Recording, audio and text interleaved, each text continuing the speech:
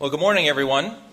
Last fall, I did not know what to expect when I got up here for the first time to address you, but you were a gracious audience, and no rotten vegetables came flying at me out of the back row, so Maris and I decided to continue on as co-chairs of the Parents Committee. And in fact, I've been looking forward to this morning's address because Maris and I want to share our progress to date and outline a plan to achieve our lofty and necessary goals. Today is our last opportunity to do this together as a group before the end of the school year because it's all letters, conversations, and emails from here, so let's dig in.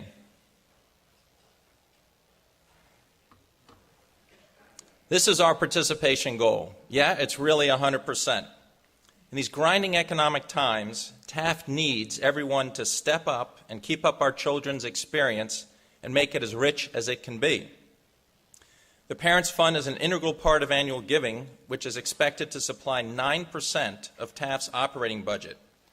So your generosity with money and participation impacts your child's everyday life on the Taft campus.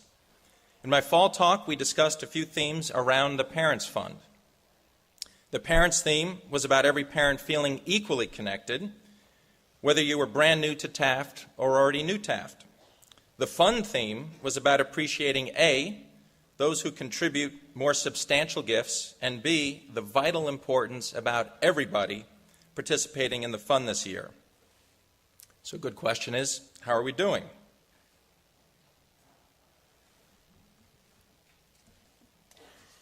So far, we are just above the $1 million mark for gifts and pledges. For those that have already given this amount, we say a giant thank you. Right here, right now, from Taft to you, thank you very much. But the next question is, are we on trend? Note that the 2010 results are in red, the 2011 is in blue, and the 2012 is in yellow. As of the end of January, we are a bit ahead of 2010, but behind 2011. So we need those who have not yet given but can make significant gifts to help us move the needle and stay on that positive trend. Please give the schools invitations to donate and those Parents Committee members who call your most earnest attention. Here's the great part. Did you like the undefeated Taft football team story this fall? Well, the Taft parents have long held the lead in parent participation, and you remain undefeated versus the parent competition. But we're only partway to our goals for the 2012 Parents Fund. The window to give this year ends on June 30th, 2012, and that's only 4 months away. So we need a game plan to achieve our goal, and I'm going to share it with you right now. Here we are, at the end of January, in yellow, in terms of this year's parent participation. We had 48% as of the end of January, and today we're at 52%. So we're inching up, but we need more. We're nicely ahead of 2010 in red, but still behind 2011 in blue. But in years past, as you can see, we've been too dependent on the last-minute June gifts after our children have left campus. So we're asking you this morning to help us smooth out this curve as shown by the dotted yellow line. We are already into the 2012 tax year, so please, if you can get your gift in sooner, it helps Taft in two important ways. First, it lets the school know where it stands, and second, it helps the Parents Committee use our volunteer time and the staff use their time that much more effectively. So let's see if we can shape this curve like that yellow dotted line for motivational purposes. Next year, I'll give us a report on how we did versus that goal. Right now is our collective opportunity, if you're up for it, to set an all-time Taft participation record. Last year was amazing, tying the old record at 95%. But we have a lot of people returning from that group, so the momentum is still with us. And if you leave with one image today, check out this one. How cool would that be to put that number up there, 100% in reality? Like I said in the fall, we are hoping and asking our children that they give their 100% in every outing and task they undertake, not 95%. So let's look in the mirror and take our own advice. Let's go for the 100%. If you haven't given in the past, we really need every single person to give to achieve this goal. If you haven't given yet this year but plan to, giving sooner rather than waiting until May or June really helps us out. This is particularly true if you have a matching gift, because that takes time to process the forms. And if you've already given, again, we say thank you. Lastly, if you have a senior this year, might you consider a bit larger gift in recognition of your total experience here at Taft? I know we are. So in closing, our Taft Parents team is awesome. Our goals are lofty and worthy, just the way we want them. So there's a wonderful role for each and every Taft parent to play, no matter how large or how small you think that role is. We're now going to have a drawing for the 2 winners of the front row reserved seats at this year's graduation. To be eligible, all you had to do was get your parents' fun gift to Taft by December 31st. So next year, all senior parents' names could be in that bowl. So Amy Gorman, who does tireless work on part of the Parents Fund, is going to do the drawing.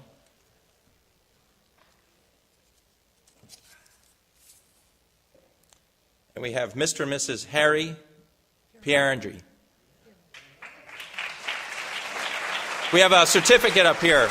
If you're here, you want to claim your certificate? That'll work.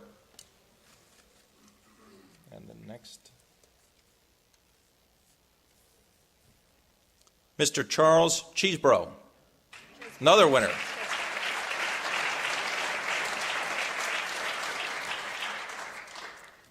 Great, Amy. Thanks very much. Everybody, thanks for listening, and thank you for everything you do for Taft. And as Ed McMahon used to say, here's Willie.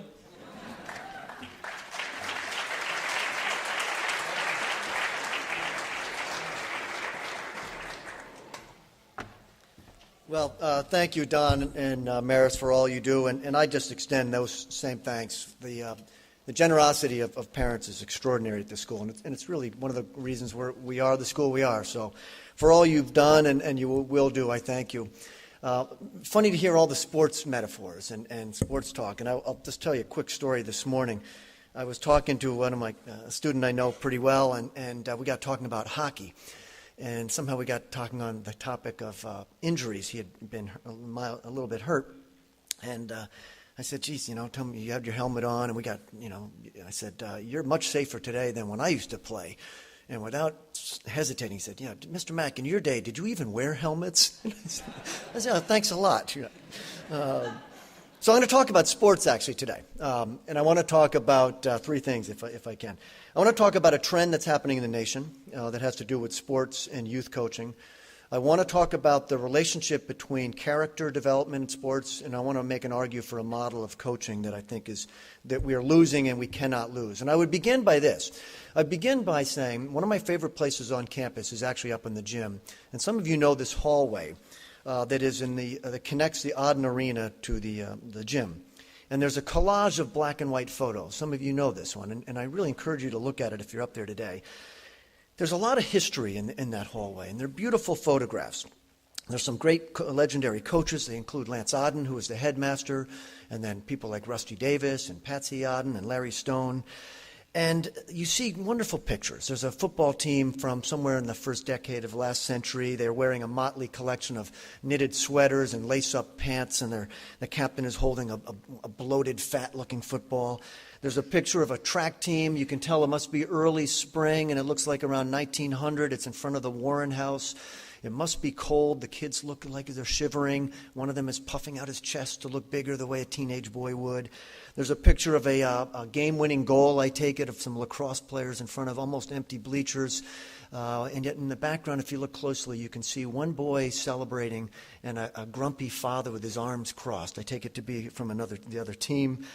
They're extraordinary athletes. There's a great picture of the 1980 girls hockey team on a trip to Canada. They're future professional golfers.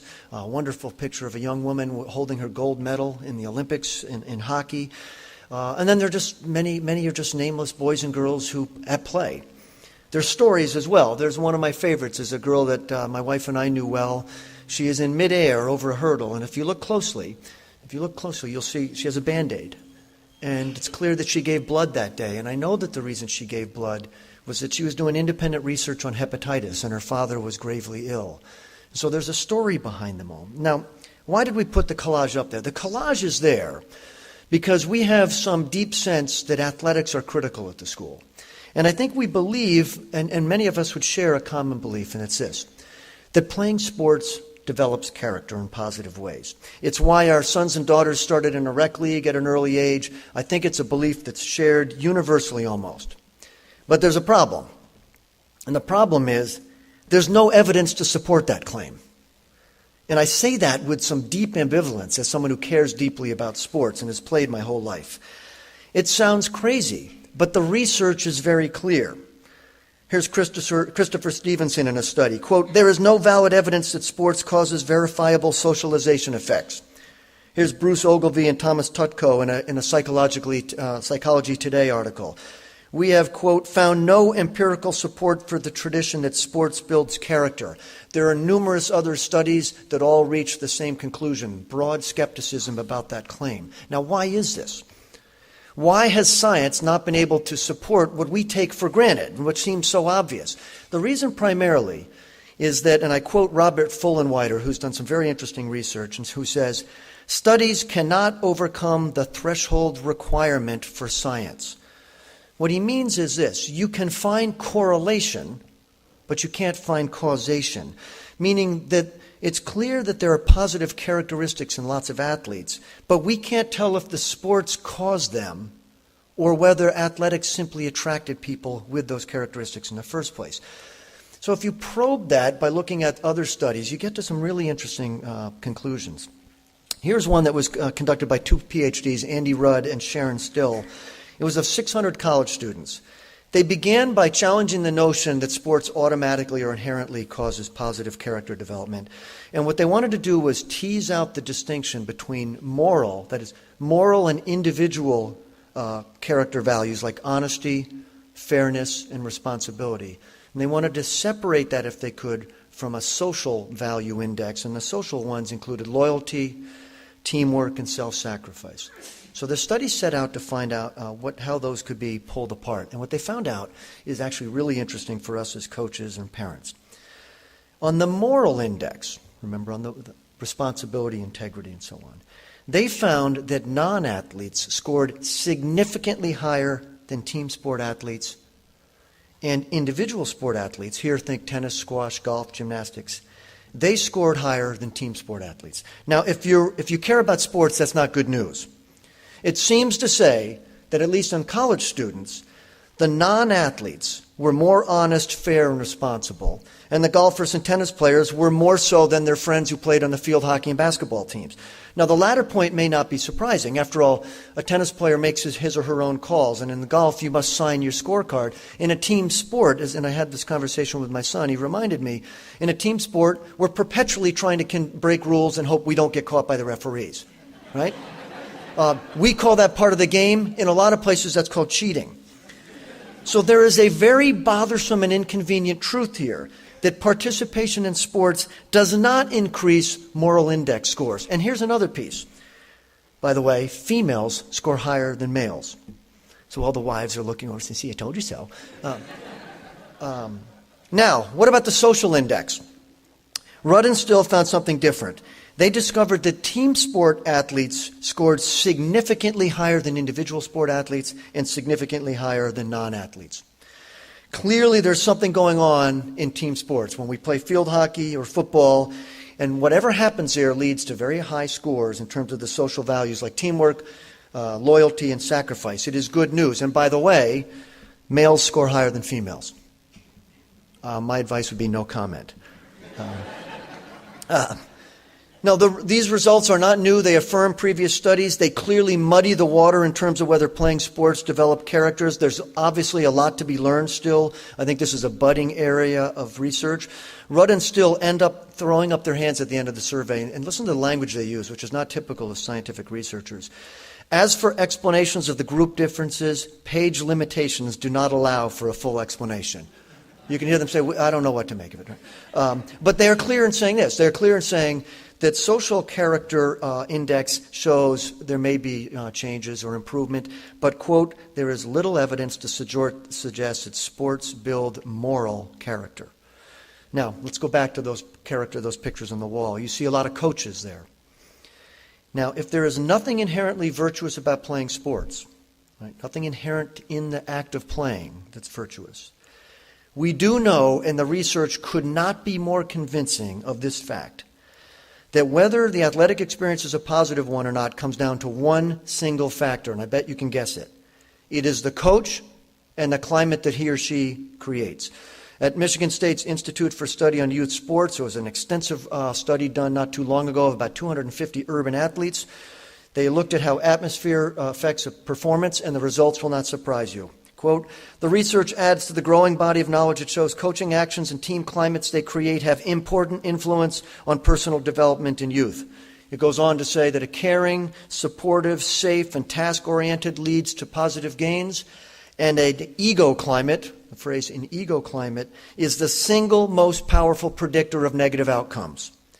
A study done not long after that of 150 athletes, musicians, and artists done at University of Chicago noted that achievement came only with, quote, a long and intensive process of encouragement, nurturance, education, and training. In other words, an adult who was motivated first and finally by the interests of the child. So when you look at those black and white photographs and you see the coaches looking out at you, when you see your sons and daughters competing today from the thirds level to the varsity, understand this. Those coaches occupy a critical place in education. And in the model here, it is one of a holistic education of a teacher-coach. And they embody the mission of the school. They suit up and they blow whistles in the afternoon, and they also teach, advise, and do dorm duty. And the problem is this. And in another 10 years, outside of places like this, there won't be many of them left. What do I mean by that? If you look at the athletic landscape, there is no trend that is as dramatic and striking as the sports specialization and professional youth coaching. In less than a single generation, in my lifetime, we have seen our nation's approach to playing and teaching youth athletics change fundamentally. I'm not sure enough people have asked, what does this really mean? Up until the 1980s, most boys and girls, all of us in this audience, when we were younger, had one of two types of coaches, and you all remember that figure.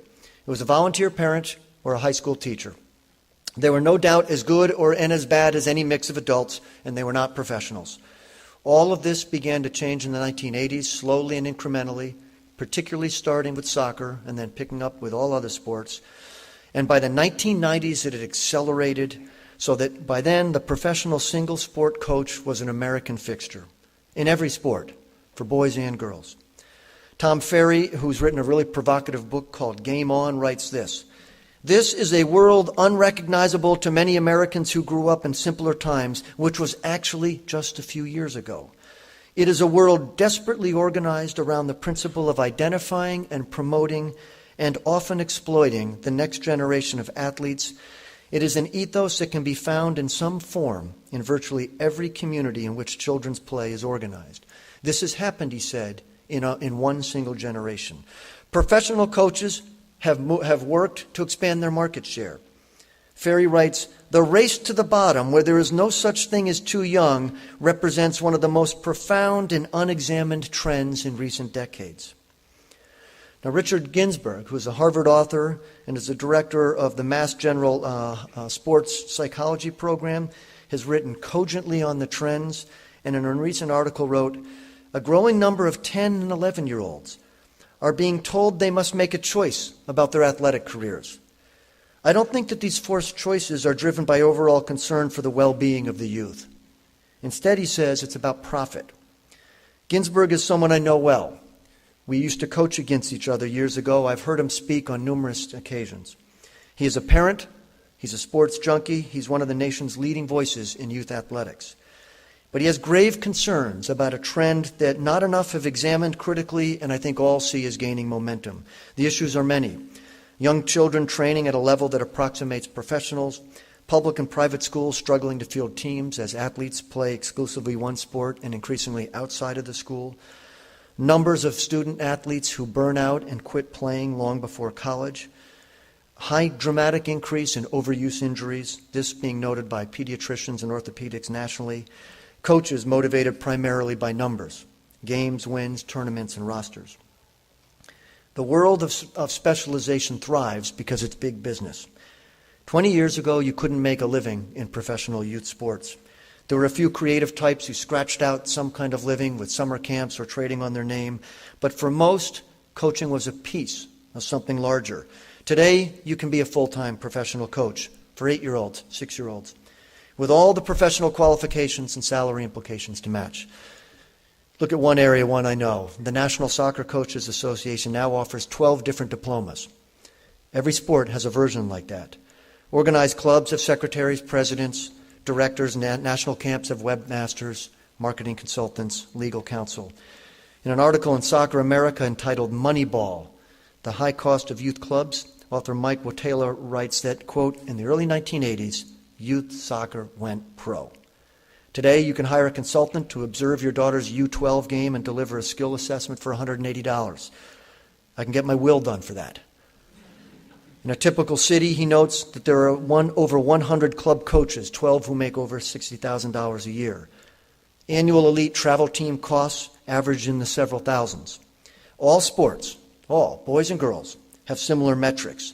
And this is the face of the industrial youth sports complex. And by the way, just as an aside, I remember first encountering it in my early days coaching here. I was coaching soccer, and I was approached by someone in the state who asked me if I would coach an elite travel team. And he said, I know you're coaching lacrosse at the time, but we could work around your schedule, and you could do it June and July. And he told me what I'd be paid, and it seemed like an astronomical figure. And I asked, why did you ask me? He said, well, we know you played in college, and then you kicked around in the semi-pro league. And then he paused, I think for emphasis, he said, and you learned to play in England. And at that time, you didn't have to be able to kick the ball, but if you had an English accent, you could be hired. It was really clear. And by the way, hockey in the 80s had its own version of that. If you had a name like Vladimir Potonitskikoy, you could put up a shingle saying you were going to do a power skating camp, and people would sign up for it. Basketball had its version. You needed to have the phrase, I don't know if you remember this in the 80s and 90s, he played in Europe. That's all you had to say.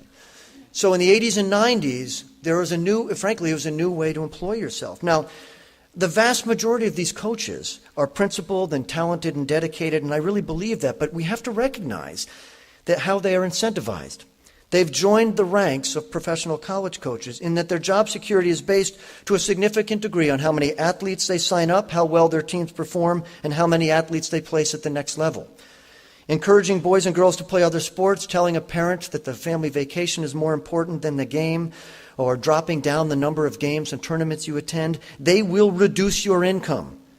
Ginsburg writes, quote, why would a travel team coach want to suggest to his or her players that they should play other sports and take time off from lacrosse? Inevitably, the power and influence of the professional coach has increased even as his perspective has narrowed. The figure who used to be a teacher who also coached, is increasingly a full-time professional who specializes in one sport, who views child or adolescent development almost exclusively through the lens of athletics. To be clear, again, there are many great coaches out there, and many youths have had good experiences. I'm neither condemning nor calling into question the competency of the vast majority of these men and women, but the shift is dramatic, and it operates under a new paradigm, and not enough are asking what it means for our children. If we pull it together, remember these. There's no evidence to suggest that playing a sport is inherently positive in character development. It's really complicated on whether athletics create social versus moral values. The coach or the climate he or she creates is the most accurate predictor of character outcome. And the American youth sports landscape has changed to one dominated by professional coaches, motivated at least in part by compensation and where their success is measured in numbers. It's a huge change in our nation. It brings us back to the hall and to those pictures and this school's philosophy. And you should be asking, what is the school's philosophy? Here's what I believe. My thinking is shared by the coaches and teachers here, by our athletic directors, David Hinman and Ginger O'Shea, both who, as you know, are classroom teachers, advisors, admissions officers, parents, each who have spoken passionately about the role of athletics. First, I'm opposed to the idea that young children should specialize in a single sport at an early age. There's no evidence that suggests that that is necessary to achieve high levels of success. Second, the focus on a single sport at an early age, I believe, has led to adolescents who have been very good at one thing, have not struggled to meet challenges in diverse arenas, and who run the risk of struggling when they face difficulties in unfamiliar areas. Third, I believe that there are enormous physical, emotional, and psychological benefits to playing multiple sports for all student athletes, for teenagers who really need structure, and in particular for boys who mature later than girls. Most of all, I believe that we have to remain committed to a coaching model, that is, the educator, that is fundamentally at odds with what I've described on the national landscape. To be clear, the Taft teachers who coach have had amazing athletic experiences. Many of you know them. They're former professionals, they're decorated college players, licensed clinicians, people who read avidly in the trade literature, but not a single one of them would list coach as their occupation.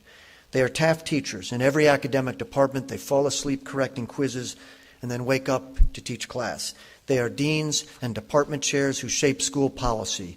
They are young and old. They live in the dormitories. They give extra help in the apartments. They're advisors, club directors, course section leaders. It's a model, I think, that exists under some peril. So let's return by looking at that hallway and look at three coaches who symbolize those beliefs.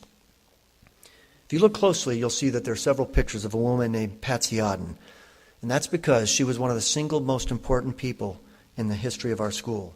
As a coach and an athletic director and as a role model, she was a fierce and unyielding advocate for girls' athletics in a time when all schools needed it, and many of our athletic practices and policies flowed from her passion and her conviction. Now remember that in the 1970s, girls hockey was in its early days, and this I know because my young sister grew up in the pre-Title IX era, and she had nowhere to play other than with her two brothers on the pond. She came to Taft and she found a woman who instilled a steely confidence in hundreds of players. In the decades that followed, Patsy Auden blazed a trail. She hung New England championship banners in the rink, and many Taft girls went on to brilliant college careers, several to the Olympics. And you'll see a picture of Patsy and A.J. Malesko holding a gold medal. I contacted my sister, who had a pretty good run as a hockey player here. She was a co-captain under Patsy, and then Yale, where she was a three-time MVP. And she's a clinical social worker, and she's devoted her life to serving others. As you can guess, I'm a little bit proud of her. And when I asked her about what it was like to play under Patsy, and what does she remember of Taft coaches, you hear lessons that are most likely to happen with an educator with a kind of holistic approach that happens here. And this is what she wrote. Patsy was a pioneer. She did things like taking our team to Canada when no coach was thinking of doing that for girls. And she was tough. She didn't give praise easily, and so when she gave it, she meant it, and you felt you had earned it. She defined leadership for a generation of girls. Girls went to Taft because of Patsy. I never would have played hockey without her influence. I'm not sure I would have even gone to Yale. Taft coaches, for teenagers who are consumed with themselves, they taught us about other people and expectations for living in a larger community. They taught me humanity and compassion and sympathy and humility. Without lecturing, they also taught us how life prepared us for leaving Taft. That we're going to lose games, but we come back to practice. That we may have an undefeated season and we can get better. You can be on the bench and still matter. Through coaching, they also taught us how to treat others. There was no name-calling, sportsmanship. These are really good qualities to instill in others, and they make people a better person in the community in which they live, and for me that was Taft. And for the real world. I don't ever remember anyone lecturing this, but it was taught in pre-practice and pre-game meetings, on bus rides, in the locker room, in the restaurants, on road trips. When you do this, you educate the whole student. It's a pretty good description of what our mission looks like if it's lived out on the athletic field. Patsy Auden wanted to win games, but what she really cared about was developing young women leaders. And there are hundreds of them who carry those lessons. Look again, you'll see another coach. You'll see photographs of girls soccer, and that means Rusty Davis. Now, you all know him as the assistant headmaster and one of our most distinguished science teachers. When he graduated from Princeton, he was heading for a career in aeronautic engineering. His flight path changed. He ended up landing here. And among a lot of many things he did well, he was the best girls soccer coach in New England, and that is not even open to debate. From 1972 to 1995, his teams won 5 New England championships, were runner-ups once. When he stopped coaching, his record was 221, 46, and 29. He coached 23 seasons. 22 of them had winning records. In those years, he was also a class dean, the dean of students, golf and basketball coach, AP physics teacher. He was a teacher. So I wrote to one of his great players, a woman named Liza, graduated in 1982, and I said, what did you learn from him? It should be noted that she went on to be a Division I All-American, a Division I college coach, and the Western Region Olympic development coach. She wrote me back this. R.D. was a good coach because he instilled confidence in each player as a person and then as a player. He also understood to be successful, you had to have a team, a group of players who works together as a unit. Our practices were geared around having fun and pushing each other. But many drills were designed to make us work together and have to solve problems. He wouldn't give us the answers. This was about problem solving together. He was really good at talking to each of us individually and giving compliments, as well as suggestions on how to improve. I think many coaches these days push their athletes so hard they forget to acknowledge their strengths, and they do not take interest in who they are as a whole person. First day I arrived at Taft for preseason, I didn't know anyone. I'd just gotten off of a plane from Denver. And R.D. came to see me in my dorm room. He spent an hour with me. I thought it was amazing that someone would take that time for some little mid. R.D. was really good at doing things off the field as a team. We had many pregame meals, but you know what the best thing was? We used to play that murder game with a deck of cards. Everyone was given a card, and one person was the killer. You had to have your card with you at all times. And if the murderer flashed it at you, you were dead on the spot, and you couldn't talk or move for 15 minutes. We looked forward to it every year. You know what the unfortunate piece today is? That many coaches are so all about winning, they forget the basics of how winning occurs and how it continues. Many of the specialized coaches forget how important it is to develop the whole person. Too many have been trained to have it be all about them. I believe those athletes who have had a coach who cares about them as a whole are the people who give back to the larger community. I think in the long run, it's important that high school coaches have a passion for a game in any sport, and they have to have knowledge. Do they need to be licensed or go through training? No, not necessarily. I think a coach needs to develop character, respect, integrity, and cooperation. That was Rusty Davis, trustworthy, caring, a role model. So when you walk down that hallway and you see that picture of Rusty Davis high-fiving a knot of girls, ponytails and hands in the air, you're looking at a teacher of the highest order. I'm simply not convinced that you're going to find many with his philosophy, his skill set, his interest in the whole person in the professional ranks. And I would remind you that he had a lot of fun. I'll tell you a quick story that sort of symbolizes what it was like to play under Rusty. If you coach boys and you're a male coach, there's an unwritten rule that if you lose a game, you have to be miserable for a while, okay? This is how girls and boys are different. So if you, and I know this as a coach, if you've had an away game and you lost 2-1, you get back on that bus, there's an unwritten rule, you better be miserable. And the coach sits in the front of the bus, and he stares grumpily. And God forbid if someone laughs on the way back. Maybe when you stop at the Burger King in Hartford, you can start to loosen up. But you better not. And if you want to be safe, if you really want to get coach's good graces, maybe cry a little bit. So Rusty was coming back from a game, and Rusty's in the back. I think was it Deerfield, R.D.? It was a road trip. They had lost a game by 1 goal, and he's grumpily sitting in the front. You know, the bus is rumbling along, and he's going to be mad for a long time.